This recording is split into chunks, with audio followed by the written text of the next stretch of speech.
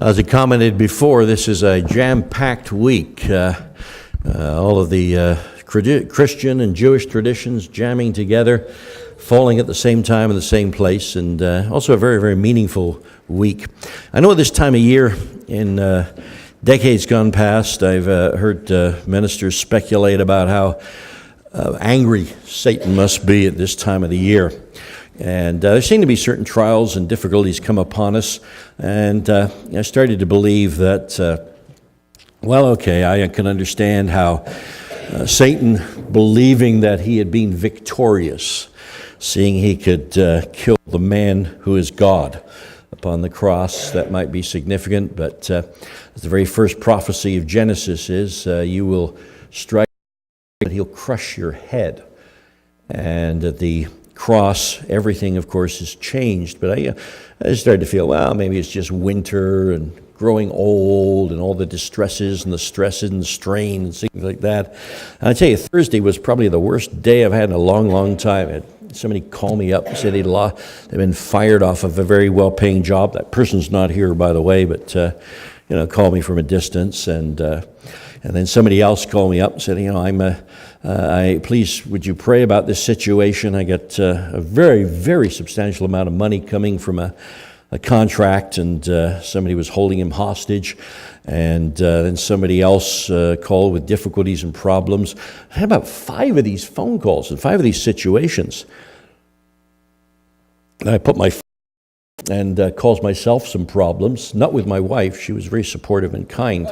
It was a good day as far as that was concerned, but I put my foot in it, and as they say in England, I blotted my copybook, or I spilt ink on my writing, and so I had to think about apologizing for shooting my mouth off a little bit.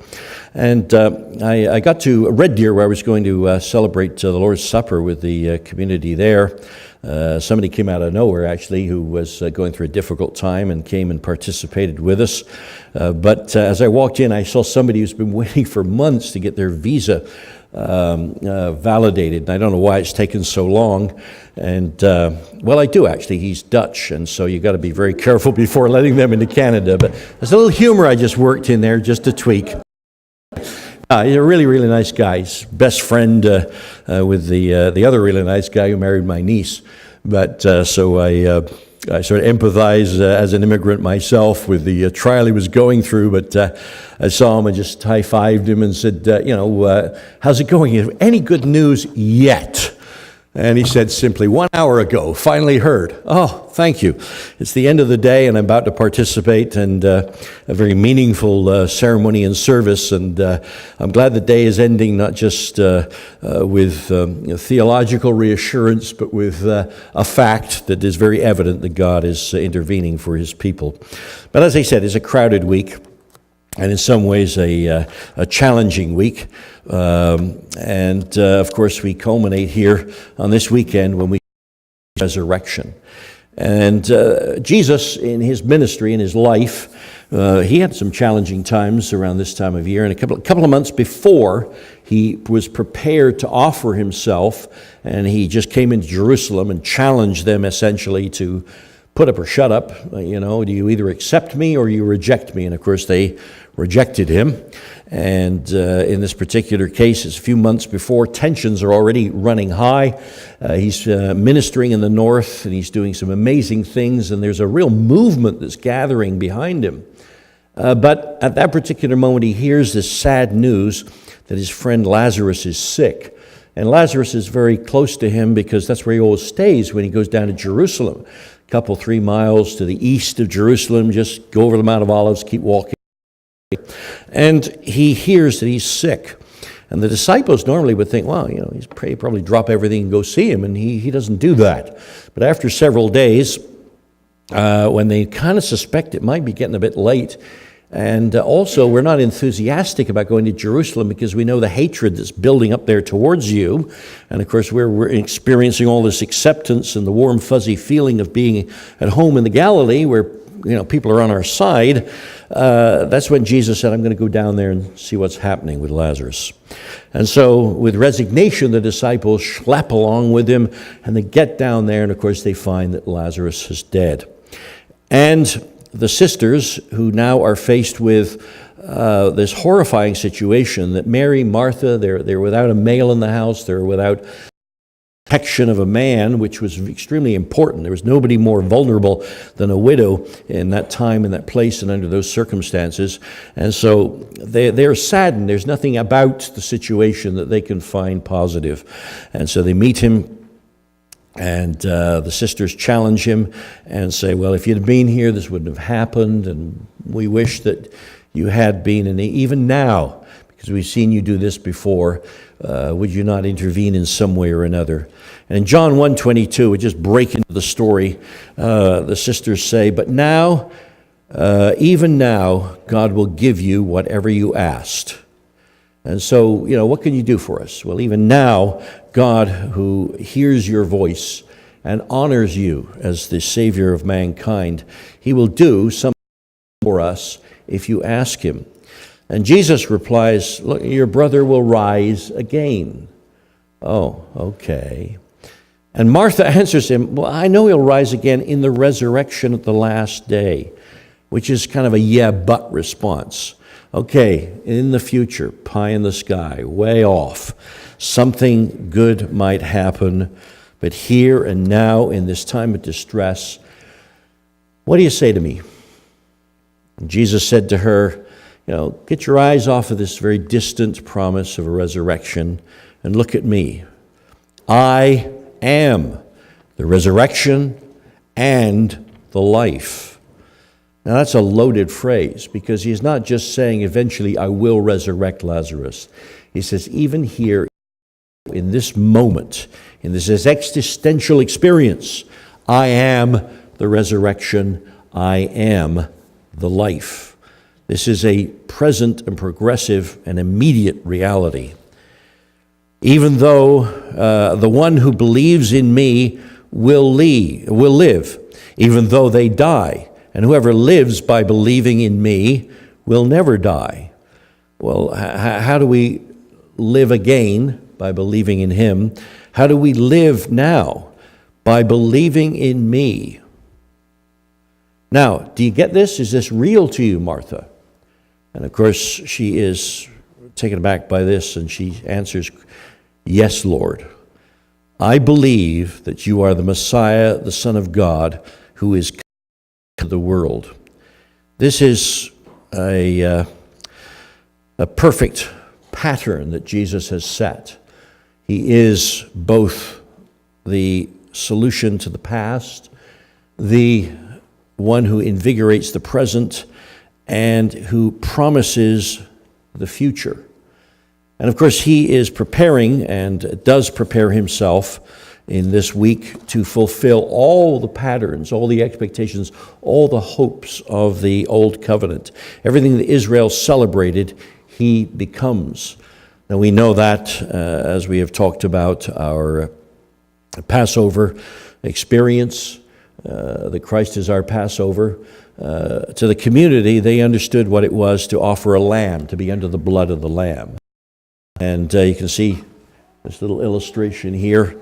Typically, a family would take a lamb, and they understood what it was to take something that was perhaps very comforting, very special to them, a lamb without blemish, passive, almost a household pet, and then to offer this for salvation, for redemption, to celebrate the way that God had delivered them, and then to eat the lamb, just as it originally been done at the Passover when Israel was delivered out of Egypt. And in so doing, they would take a meal that was actually very typical, and there were numerous ceremonial meals that were offered or experienced during the year within the Hebrew community. This one had a particular pattern. You're very familiar with the Passover meal, the questions, the answers, things like that. There were variations on it, which of course you could have it perhaps around that time of year away from Jerusalem. and those variations would be simply a Seder meal without a lamb, because you could only eat the lamb. You could only sacrifice the lamb in the temple now, and you could only offer this lamb by having its blood spilled on the altar, and you could only then participate. So at this time of year, before the giving or the celebration of the Passover, there would be this moment in the afternoon when the offering of lambs would begin, and there would be thousands and thousands offered over a 4 or 5 period of time. And of course, we have rehearsed the fact that Jesus himself is offered at the very moment that the Passover lamb is offered. And then there is the ceremonial meal that follows after sunset at the onset of what was to them the first day of unleavened bread. We are familiar in some ways with the idea of a ceremonial meal. There's certainly a ceremonial meal. I'm planning to have one kind of this Sunday afternoon. We call it a birthday celebration. And so every married man here knows that on his wife's birthday, there is something special to be done. Right? Yes. This meal will feature certain ceremonially appropriate things. Number 1, your wife's favorite meal. And number 2, your wife's favorite beverage. There are other ceremonial meals. You better remember this one too. Your anniversary, which will feature you taking her to a restaurant and treating her nicely. There's another one that'll come up, which is called Mother's Day. So there's 3 on your list right there. So we're familiar with special meals at special times, or special things that you do. I won't rehearse for you the 5 or 6 meals that might be happening during the Hebrew calendar, but those would be celebrations, remembrances in some way or another of God's mighty acts of salvation, which really describes what is going on with you, Jim.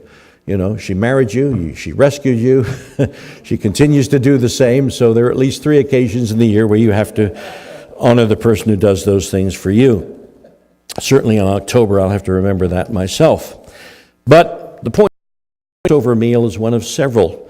And also, not only is Jesus the perfect fulfillment of this particular celebration and this particular moment, not only is he sacrificed at the very moment when the Passover lambs are being sacrificed, but there's another celebration that takes place within a couple of days because it's the onset of the harvest season. The early harvest of barley takes place, and very early in the morning, on Sunday morning, this would take place. A priest would go out and he would take the very first of the first, because you mustn't touch anything until God has been first honored.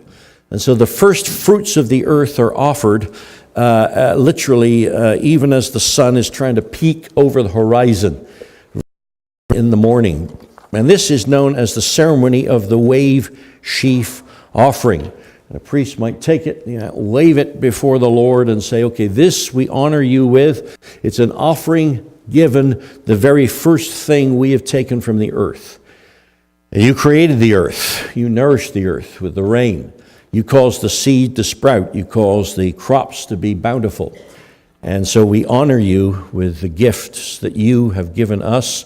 And we take the very first of these gifts and we offer them back to you.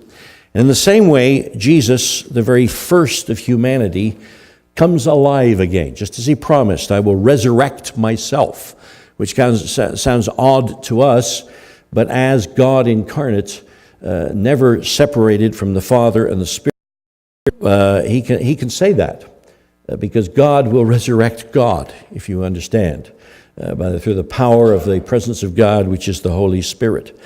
And so we read about this celebration that we have this weekend. It tells us in Matthew 28 and verse 1, after the Sabbath, at dawn on the first day of the week, Mary Magdalene and the other Mary went to look at the tomb.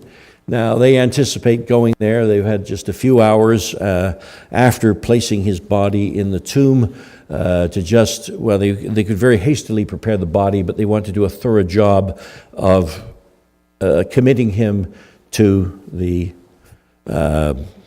tomb, where normally a body would be laid, and after some years of decomposition, after the flesh is turned to dust, then eventually, quite literally, the bones would be gathered together placed in a box underneath the shelf.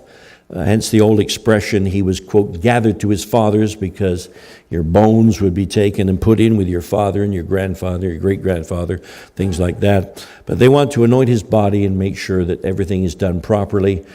And all we had time to do before the onset of the Sabbath was just hastily wrap him in some burial cloths and place him there. Now we go back very early on the first day of the week.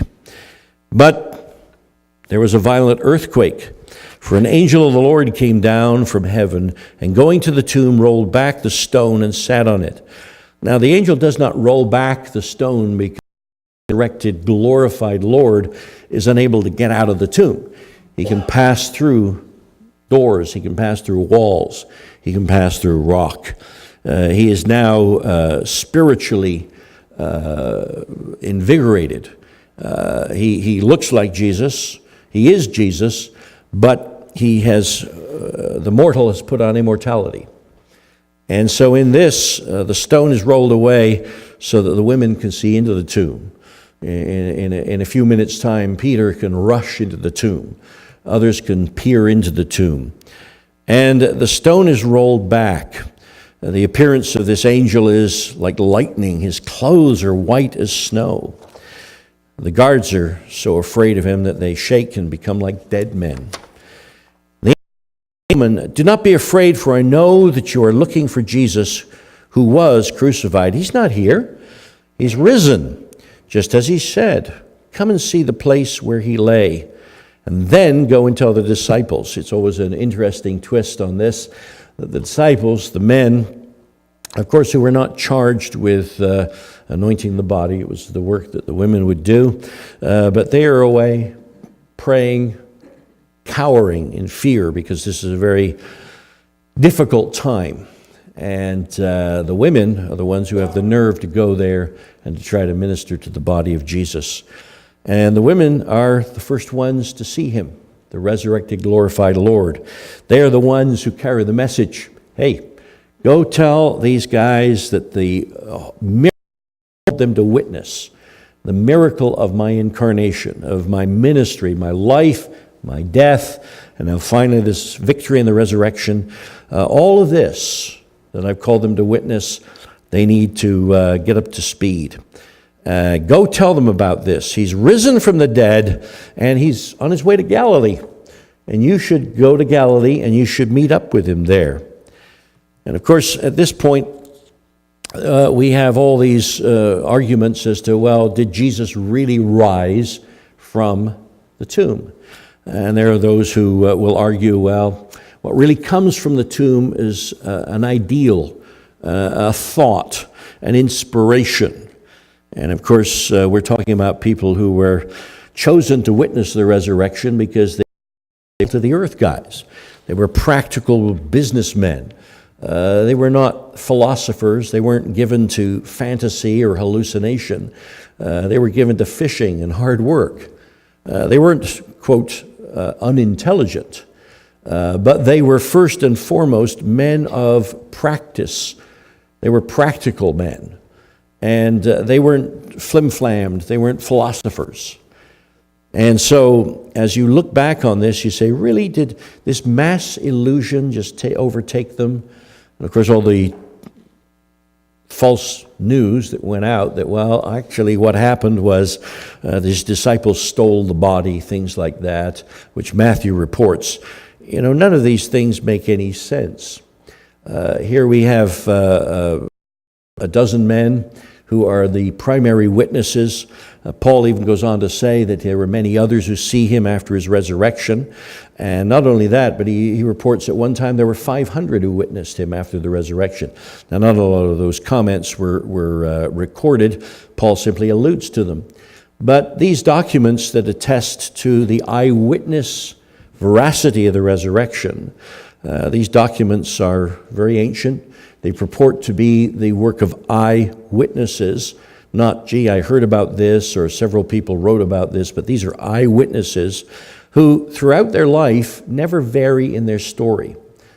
And they're not the sort of people, again, who are given to philosophy and who will just I don't know, just sort of argument. These are practical individuals with families that they've been supporting, with wives, with children, with in-laws, with responsibilities, with a commitment to their communities, and they change their lives utterly based on this idea that comes from a tomb. No, these are individuals who are convicted, powerfully convicted by the truth of the resurrection of Jesus. And of course, even one of them is so doubting that he doesn't. So he says, "I don't believe this. I can't believe this. The 11 of you may speak, but I can't accept it unless I can see that he has a slash in his side, and unless I can actually put my hand in the wounds."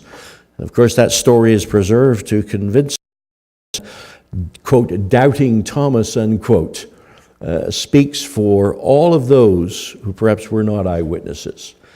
And of course, you see that story put forth to where he is somewhat challenged by the appearance of Jesus, who then pulls up his shirt and says, "Okay, touch it, check it out. It's me, it's really me." And he is forced to then to say, "Yes, I was wrong. This is true. This is not a mass delusion. This is not a hoax." I've often cited the story of Chuck Colson, who speaks about his time as an advisor to Richard Nixon. And he and a half a dozen other guys sort of gather around, and they're going to try to cover up Nixon's shortcomings and this is a terrible political embarrassment. It may be in some ways a, quote, small crime, but the lie is huge, and it's going to lead to a horrible disruption in the government. And of course, Richard Nixon eventually resigns. But he says that as they gathered around and they formed a conspiracy, they all agreed that this man, who is the most powerful leader in the world, deserves to be protected in our minds. And all of us, as long as we stick with this particular story, we're going to come through this, we're going to survive. He said, we managed with all the resources at our disposal, with all the conviction, with all the power that we could muster, we managed to keep the conspiracy together for about days. Then after that, it fell apart. And you can only imagine what it would take for the eyewitnesses of Jesus' death and resurrection, if it were not true, how long it would take for one of them to crack under torture, under torment, under persecution. And there was a lot of that went on throughout their lives. And then, of course, just to make sure everybody was understood how sincere they were, towards the end of their lives, they were arrested, tried, and put to death. They ended that way. They lived very difficult lives and died very difficult deaths, because they had to be reliable witnesses to this truth, along with the women, along with many, many others. And of course, as this particular story spread, there were a lot of people who could speak to eyewitnesses. And so it was not a case of a mass illusion where a lot of people spread a rumor and that rumor took hold, and that, it was not like, a foreign country manipulating election or anything like that, just to be relevant at this time. It wasn't like false stories put out by Facebook, I've seen so many of those. I had one forwarded to me that detailed how evil Barack Obama was, and it mentioned a series of his personal failings in policy and everything else. But in the middle of that, and these are all stated very logically, it said, and not only this, he lives with Michelle Obama, who, as we all know, was born a man and had an operation to change her to a woman. And I'm thinking, I was doing so well up to about 0.5. But I see Michelle, I see the girls, she looks reasonably feminine. She's kind of, who in their right mind would believe that? But there's some people who do. She's a transvestite, or she has actually had an operation and become a woman. And, that sort of made me doubt a few of the other things that were in there. He's far from a perfect leader, far from a perfect human being, far from anybody's idea of a perfect president. But really, when you throw that one in, And that's the epitome of fake news. Now, in this particular case, before you join a movement, a cult, all right, that spreads evidence, you're probably going to want to talk to somebody, and you could have access to an apostle or one of the women who followed Jesus or one of many others who witnessed the resurrected Lord. Perhaps you could even talk to some of those who rose from the dead at the time of his resurrection. I beg your pardon, the time of his crucifixion, because there were dramatic things that happened even then. So the point is, this movement that we call Christianity, or as historians would say, this explosion of cultic practice, didn't come from a mass illusion. It came from people who were absolutely convinced, because they saw it with their own, touched it with their own hands, and they participated in this particular experience. There's one other thing that sort of comes to mind. In a few moments we're going to participate in what we call the Eucharist, which is a fancy name that means Thanksgiving, or the Lord's Supper, or communion.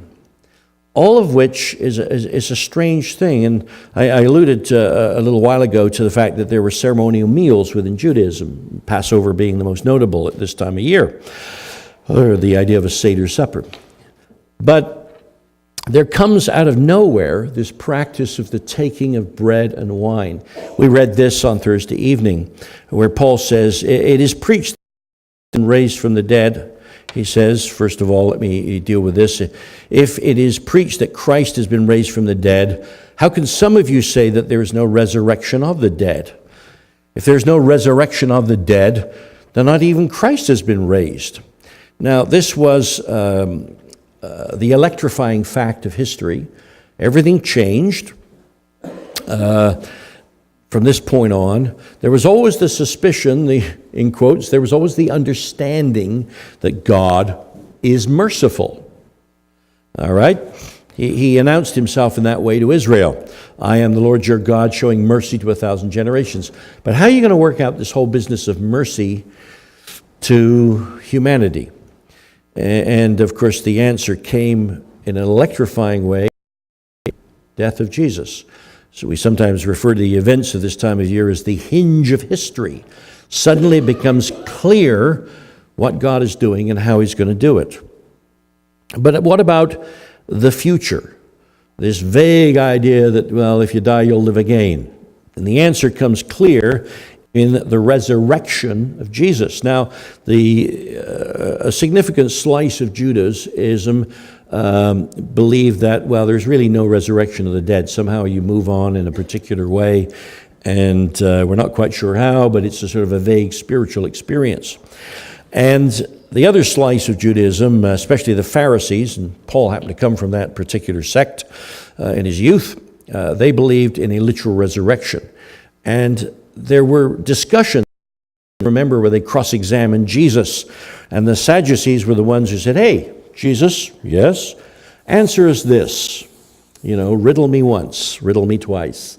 What happens when a woman marries a man and he dies? So she has to be the wife of his brother, but he dies. And she has to be the wife of the next brother, and he dies. At which point you would stop and say, wow, who wants to be saddled with this gal?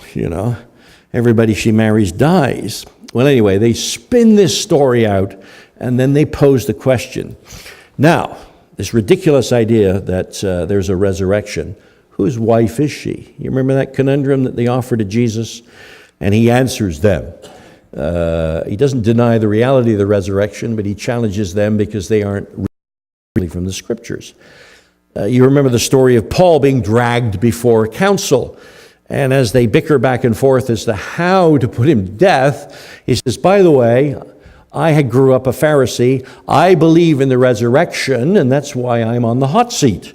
At which point, the council is split. They get to arguing among themselves, and they forget all about Paul. He was smart enough to propose the fact that you think I'm a problem, you got a problem with each other. Talk among yourselves, I'll let myself out. You remember that particular discussion that goes on.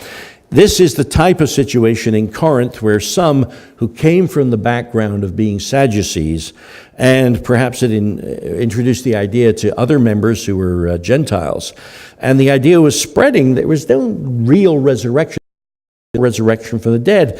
And he challenges it, and he says, if there's no resurrection from the dead, then presumably Christ has not been raised. And if you want to go there, if Jesus, our Savior, has not been raised, our preaching to you is useless, and so is your faith. You understand mercy in the cross. You understand victory in the resurrection. And this is the context in which he brings up the whole business of 500 witnesses and everybody else is a reliable witness. More than that, he said, we are then found to be false witnesses about God. For we have testified about God that he raised Christ from the dead. Now, in this particular case, whether or not he saw the risen Lord or he saw him in vision, because he revealed himself that way, well, we won't argue that point. Either way, Paul made friendship with all the original witnesses and himself saw the risen Lord in vision because he appeared to him on the road to Damascus. And so he puts himself in this group and he said, either I'm a false witness or the fact of the matter is Jesus has risen from the grave. But he did not raise him if in fact the dead are not raised. He flips the argument over. He's saying either this is a reality or it's worthless. But there's one other thing that I wanted to go back to, and that was the issue of what we call communion. Because this is something, and we read this evening, and it crossed my mind, this is a very powerful testimony of the resurrection. Because in this context, you will recall, we read these words. Paul saying, for I received from the Lord what I also passed on to you. And in this, Paul invokes a very clear rabbinic formula, if you will. These are the facts of the matter which are beyond dispute. These are the facts of the matter because we have eyewitnesses, because this particular practice is from the very beginning. Now, historians would say, well, Paul is writing 25 years after the fact, so this is not quite as reliable. But of course, he passed this on to the Corinthians 4 or 5 years ago, teaching the Corinthians this particular formula, the taking of bread and wine, 20 years ago. But in this introduction, he says, I received from the Lord what I passed on to you. And he's essentially saying, this is kind of the first thing I learned when I embraced the faith. And now, historians will begrudgingly admit, Paul is saying, when he came into contact with the Christian practice, when he was struck bound on the road to Damascus, and he became acquainted with Peter and James and John, it was within a couple of years of the death and resurrection. In other words, it's so close as to not be from the point of view of historical fact. And there's been a lot of discussion as to where does this practice come from of taking of bread and wine. And Paul is saying it is there from the beginning.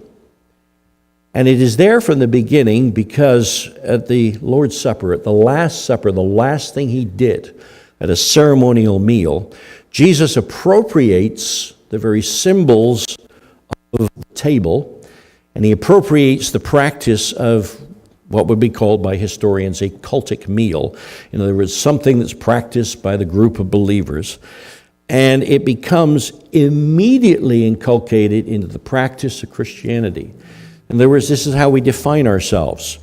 From the very beginning, what happens? The Lord, on the night he was bread, and when he'd given thanks, he broke it and said, look, this represents what I'm giving for you, my life. And from now on, do this to remember what I have done. And so there are particular ways in which you can view this, But it seems as though immediately after the movement begins, if you will, Christianity begins from Jerusalem to spread out. Within 3 months, everybody is learning that there is a time when you take bread and you take wine in the tradition of a ceremonial meal, and you remind yourself, Jesus is the sustenance of our life. Just as bread sustains us, just as wine, the drink of the table, sustains us, so now something new sustains us. And that is the spiritual presence of Jesus. That is why communion, that's why the Lord's Supper is not just a remembrance of Jesus' death. It's not the rehearsal of a funeral service, if you will. It is, as we go on to read, in the same way after supper he took the cup, saying, "This cup is the new covenant, my new agreement, my new commitment to you. Do this whenever you drink it in remembrance of me." Okay, that's looking back, "For whenever you eat this bread and drink this cup, you proclaim what I have done, offering my life until he comes." Okay, there's this huge reflection on the past and the sacrifice, but there is very much the proclamation of what that's accomplished all the way through to when he comes and the reality appears. So is this the celebration of the past, which, a memorial, a funeral might be? Yes.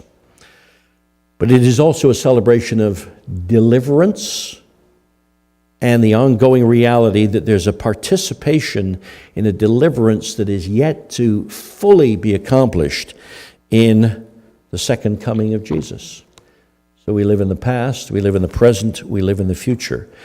We live in redemption, we live in participation, we live in anticipation.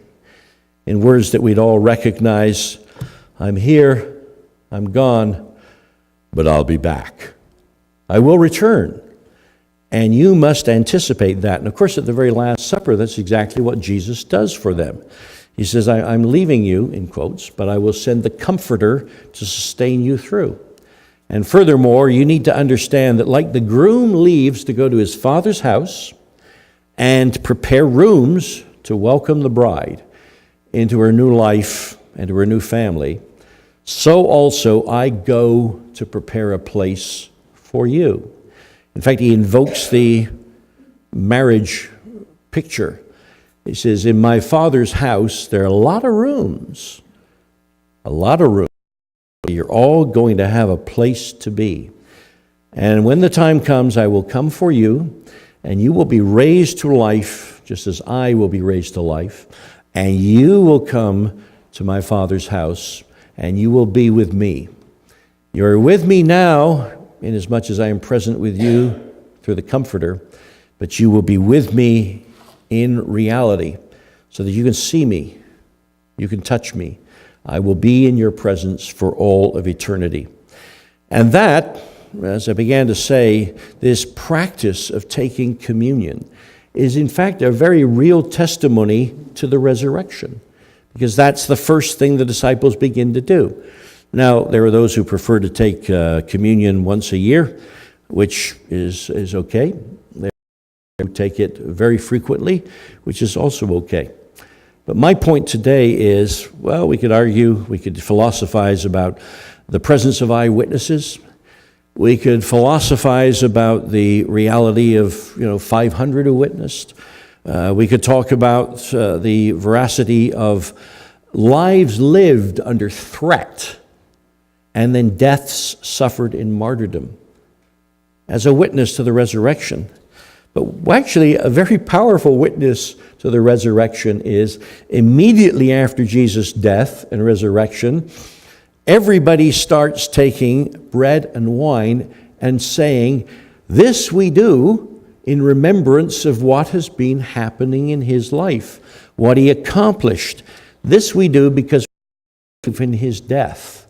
But we also believe in his resurrection because we're doing this in anticipation of him returning again. And he's not going to return if he's dead and gone. You don't sort of perpetuate. The reason you celebrate your wife's birthday is why, Jim?